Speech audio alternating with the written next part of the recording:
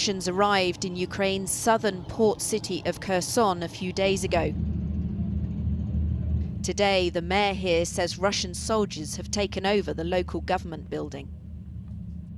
He said the occupiers had imposed a nighttime curfew and said people can only go out in twos during the day. The mayor said he'd appealed to Russian soldiers not to shoot people.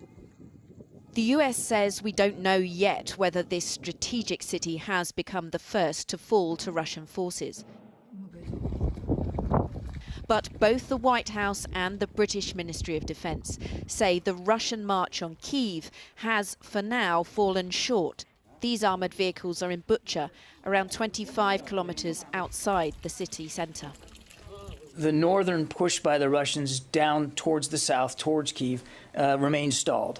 They haven't, from our best estimates, have not made any appreciable progress, geographically speaking, in the last 24 to 36 hours. As the war enters its second week, Russia revealed how many of its troops have been killed. Unfortunately, there are losses among our comrades participating in this special military operation. 498 Russian servicemen died in the line of duty. All possible assistance is being provided to the families of the deceased. 1,597 of our comrades were wounded. Neither side's figures on troop casualties can be independently verified, but the Ukrainian president claimed his forces have killed nearly 9,000 Russian troops and had this message for Vladimir Putin's men. Ukraine doesn't want to be covered by the dead bodies of soldiers. Go home with your whole army. Tell your officers that you want to live, that you don't want to die, but to live. We need to stop the war and restore peace as soon as possible. Ukraine has not released a casualty figure for its armed forces, but the UN says 136 civilians have died. Ukraine says, in fact, 2,000 have been killed. This building in Irpin on Kyiv's northern edge was shelled at 7:30 in the morning. We're hiding in the basement, and in the morning we were hit. We left as we were. We just brought our documents with us. We don't have anything else with us. Russian forces are closing in on Ukraine's second city, Kharkiv, in the north, and in the south, Mariupol. The council here says troops have deliberately taken out civilian infrastructure, leaving people without power or water. It says the city is near to a humanitarian catastrophe. This morning, the British Foreign Secretary, meeting the foreign ministers of Estonia, Latvia and Lithuania, welcomed the opening of an investigation into possible war crimes by the International Criminal Court. We must ensure Putin fails in this horrific enterprise and his ambitions go no further. We were pleased to support Lithuania's leadership, referring war crimes to the ICC. Ukraine is waking up to a second week at war with Russia. Its soldiers and armed civilians have frustrated Vladimir Putin's plans, but the attacks on targets like Kyiv are intensifying. Peace talks are due again today, but Ukraine says Russia must stop bombing cities before any progress can be made. Jane Deeth with that report. Now, Russia's Foreign Minister Sergei Lavrov has said that Western leaders are preparing for war against Russia and that Moscow would press on with military action in Ukraine until the end. Channel 4 News was the only British broadcaster to be given access to the video-linked press conference which Mr. Lavrov gave this morning. Cathy Newman quizzed him on civilian casualties and the launch of the war crimes investigation by the International Criminal Court. Listen. Mr. Lavrov, I want to ask you about Polina Zapadinskaya. She was in her final year of primary school. She was shot dead by the Russians as she was in her family car in Kyiv on Saturday. Mr. Lavrov, I know you have a daughter yourself. I want you to look me in the eye and just tell me, how do you sleep at night knowing that Russian bombs and bullets are killing children? Могу сказать дополнительно к тому, что я уже сказал. So what can I say in addition to what I've said already? Any human life is priceless. Any military actions are unfortunately connected to human loss, not just amongst the military personnel, but amongst the civilians. Our military personnel who are now involved in this special operation have a very strict order to only use high-precision military equipment to suppress the military infrastructure. Even the barracks where the Ukrainian army resides are not subject to any attacks. I can only express my condolences. But you say Mr. Lavrov, you say high precision is used, but hundreds of civilians have reportedly already died. This is now being investigated by the International Criminal Court. I wonder if you personally are preparing your defense in a war crimes tribunal. I understand your desire to ask such heated questions as you want to emotionally charge your audience. This is your job, as far as I understand, to function as mass media, but rather as an instrument for hammering into people's head the information that is required by the Western leaders. I want to say once again, I am not justifying any action that leads to the death of civilians. But we were not the ones who came up with the expression of collateral damage. It was coined by our Western colleagues during their escapades in Iraq and previously in other countries, Latin America, Libya. Have you once used the same emotional charge covering the events in Iraq and Libya when there were hundreds of thousands of civilian casualties? I can't recall. So I see that your question is a rhetorical one. Yes, absolutely, Mr. Lavrov, I have. But this is, you started this war. Polina's blood is on your hands, isn't it, Mr. Lavrov? You are now playing a game and acting like a talk show host. If you want to know my personal opinion, I believe I have already expressed it very clearly, including the humanitarian aspects of the current operation. But I would really like you to, though I understand you will be covering it the way you're required to, but I really want you to bear in mind, and I hope that a journalist who is fulfilling a brief has a conscience, how you have conducted yourselves for the last 8 years, when girls just like that one, along with women and the elderly, were killed by thousands of mines in the Donbass. They were killed by the Ukrainian regime. Please visit the website of our ministry for more information, as I don't want to take up your time with long stories. If you are that concerned, as you are right to be, of the humanitarian consequence of any military operations, then God is willing for you to look at those pages which you have so far preferred not to touch on in your professional role. Now, Ed Arnold is an analyst from the defence and security think tank RUSI, and he joins me now from London. Ed, it's good to speak to you.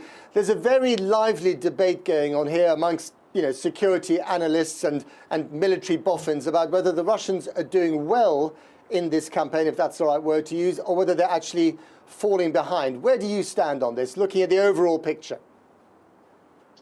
Overall, I think you have to look at phase one of operations from the initial invasion on Thursday till around Monday evening, when we saw the tactics change. In phase one, the Russian military have underperformed badly against expectations, and it really is a complete failure to plan for this type of operation. Multiple things have gone wrong at the operational and tactical levels. Although we're seeing now a change in tactic as of Monday, which is the heavier use of artillery and firepower and heavier use of forces, the difficulty is that the operational troops can change tactics and adapt relatively quickly. The logistics can't, and we're still seeing the problems of logistics that are really hampering Russian advances in the northeast and south of the country.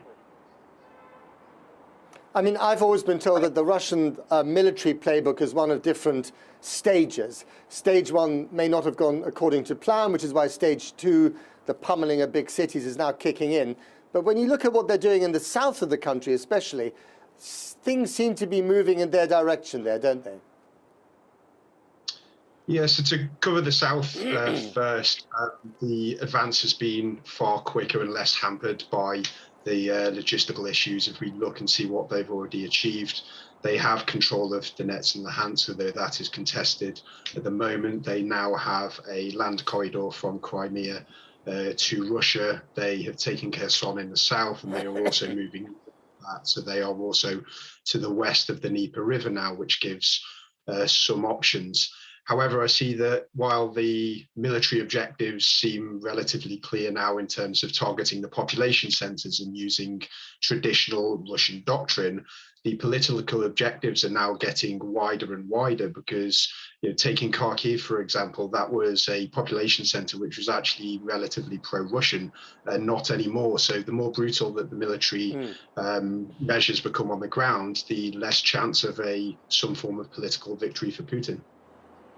Right. Ed, why are we not seeing more Russian air power? Because, it was always said the Russian Air Force is much superior to the Ukrainian one. We've really not seen either side using their Air Force very much at all. Yeah, so from the Russian perspective, it is actually a little bit of a mystery. The initial invasion started with long-range precision fires to take out some Ukrainian air defense and essentially to blind their Air Force, striking runways and taking out radar, but then it wasn't followed up while the Ukrainian Air Force was vulnerable, and that has severely hampered phase one operations. I mean, there's multiple factors to that, ranging from low levels of confidence within the Air Force, very poor ground to communications, even down to a lack of precision-guided munitions. On the Ukrainian side, we have seen some effective use of the Air Force, and the fact that the Air Force is still operating 7 days into this conflict is remarkable. There are some drones on some logistics convoys. However, I think the Ukrainian Air Force really do need to protect what little assets they have left in case they want to counterattack or break out from one of the cities. They will need that air power at some point in the future. Finally and briefly, Ed, if I may, is it still possible for the Russians to achieve one of the possible goals of partition of Ukraine? They take the east of the country, everything from the Dnieper River to the Russian border, and they leave the west as a kind of rump Ukraine.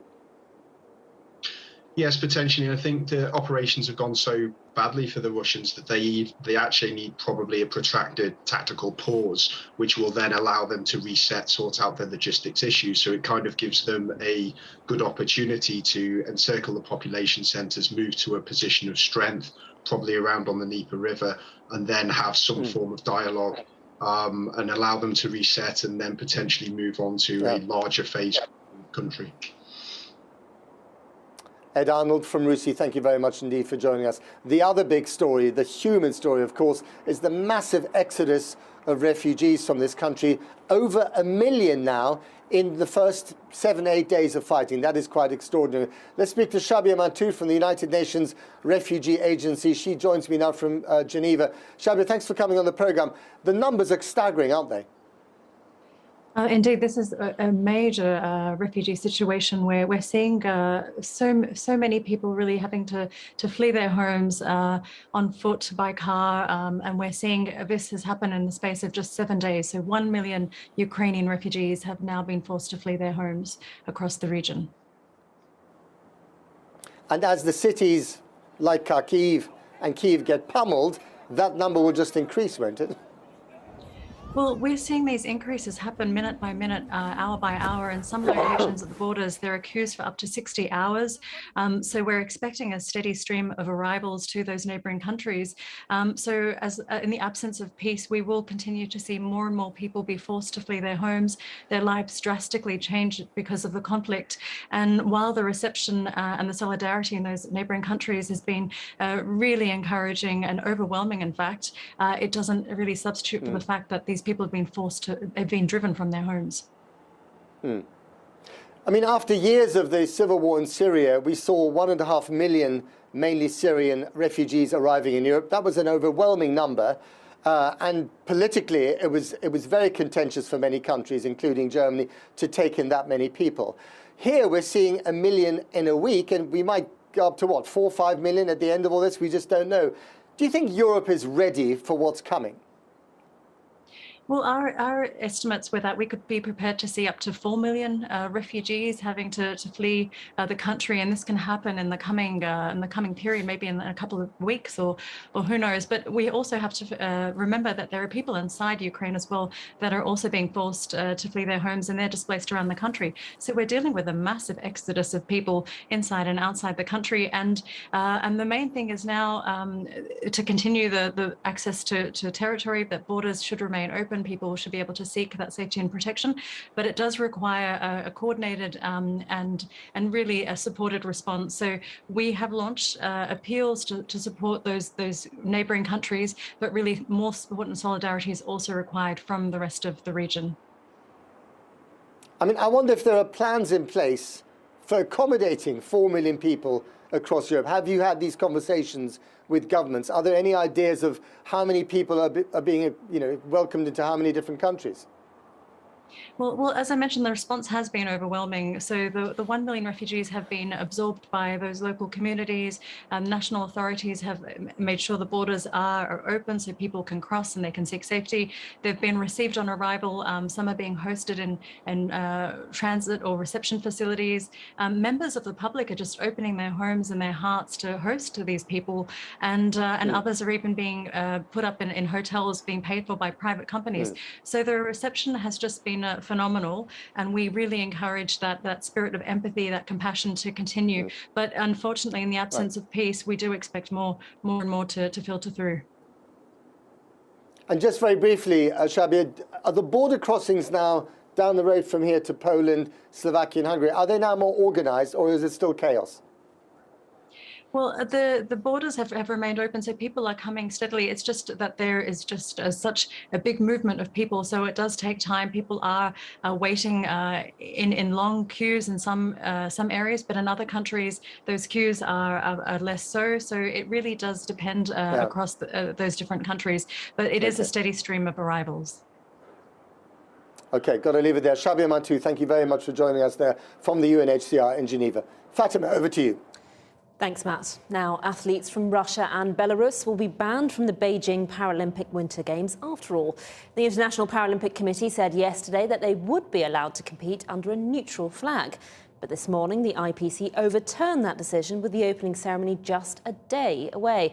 Well, our sports reporter Jordan Jarrett Bryan is here for us to explain what's going on. Jordan, what's prompted the U-turn?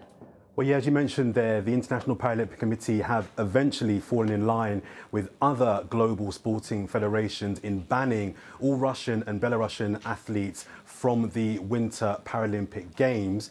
This comes after they announced just yesterday, as you mentioned also there, that they would be allowing those athletes to compete, but under a neutral flag. Now, this morning, they've said to us in a statement, Andrew Parsons, the IPC president, two reasons for this. First of all, the security and safety of all the athletes at the village there was their primary concern. They had serious concerns about the safety of all the athletes at the village.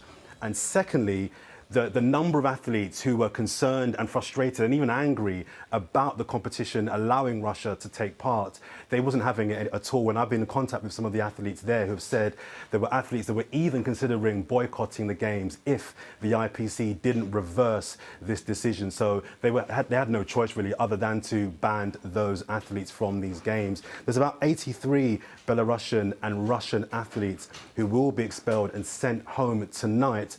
But speaking again, some of those athletes who are competing there, they are much more happy with the IPC that they have eventually come to this decision.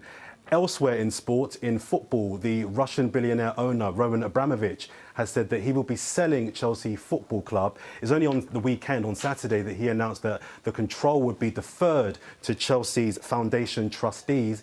But he has now said that he will be selling the football club, and also that any loans to be repaid, he will be foregoing those, and so proceeds from the sale will be donated to any war victims. Thanks very much, Jordan. Well, the super yacht owned by one of Russia's richest businessmen has been seized in the German port of Hamburg. Another yacht in France has also been held. The seizures provide evidence that Europe is getting tougher in its pursuit of Russian oligarchs, and it will increase the scrutiny on whether the UK government is doing enough. Well, our economics correspondent Helia Ibrahimi is here. Helia. Well, Fatima, there's increasing pressure, as you said, on the UK government to step up its sanctions against Russian oligarchs.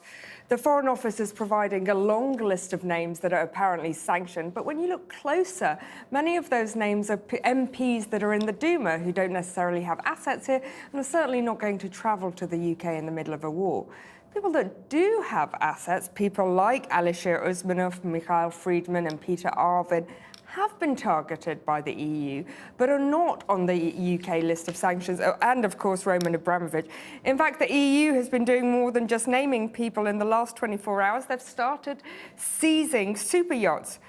Now, this is the 512-foot yacht, the Dilbar. It's worth $600 million. It has the biggest swimming pool ever installed on a yacht, and it houses 96 staff. It's owned by Usmanov, the metals billionaire worth $20 billion. We know him in the UK because he owned a stake in Arsenal for many years. The EU says he's beloved by Putin and solves all of Putin's business deals. It's important to say Usmanov denies those close ties and says these sanctions are unfair and uncalled for, as do the other lists that are on the EU sanctions list. The other boat you were talking about, the other yacht, is owned by Igor Sechin. He is the Rosneft boss, the state-owned gas company, and people have described him as the de facto deputy to Putin. Of course, Fatima, we've got this whole situation now where we've got a regatta of super yachts that are making their way across international waters. Satellite pictures show them heading towards the Maldives in order to avoid sanctions. But it begs the question, what are we doing here in the UK? Because it's not just super yachts. Russian oligarchs own hundreds of millions of pounds worth of property here in the UK. We hear lots of information coming out about Michael Gove, apparently not just seizing property, but nationalising it. But all we seem to have done is signal to wealthy Russians to move their assets to safe havens. Thanks very much, Helia. Now, aid agencies have launched a joint fundraising appeal to help the more than 1 million refugees fleeing from the Russian invasion. The Disasters Emergency Committee described the situation in Ukraine as one of the most heartbreaking they'd ever seen. Every pound donated will be matched by the government up to the value of £20 million.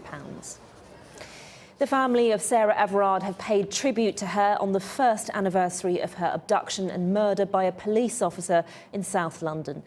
In a statement, they said they had been overwhelmed by the public support.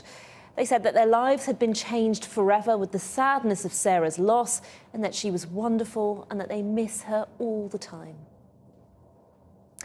And people in Birmingham Erdington are voting today in a by-election triggered by the death of Labour frontbencher Jack Dromey. Mr Dromey held the seat at the last general election with a majority of 3,600 votes. A total of 12 candidates are standing, with polling stations open until 10 o'clock tonight. Now, a quick recap of today's main news. Bombardments have continued in Kyiv and Kharkiv overnight. Kherson in the south is reported to have fallen under Russian control. The port city of Mariupol is said to be encircled, and in Odessa, Ukraine's third largest city on the Black Sea, an amphibious assault appears to be imminent. Ukraine's President Zelensky said nearly 9,000 Russian troops had been killed since the invasion began 8 days ago, although, of course, we cannot verify those figures. Just to put you into the picture, we're in Lviv in western Ukraine, where there is also nervousness about a possible future Russian attack and, of course, thousands of people becoming refugees. We're back tomorrow at the earlier time of 11, 7 o'clock tonight, of course. Until then, that's Channel 4 News. Thanks for watching.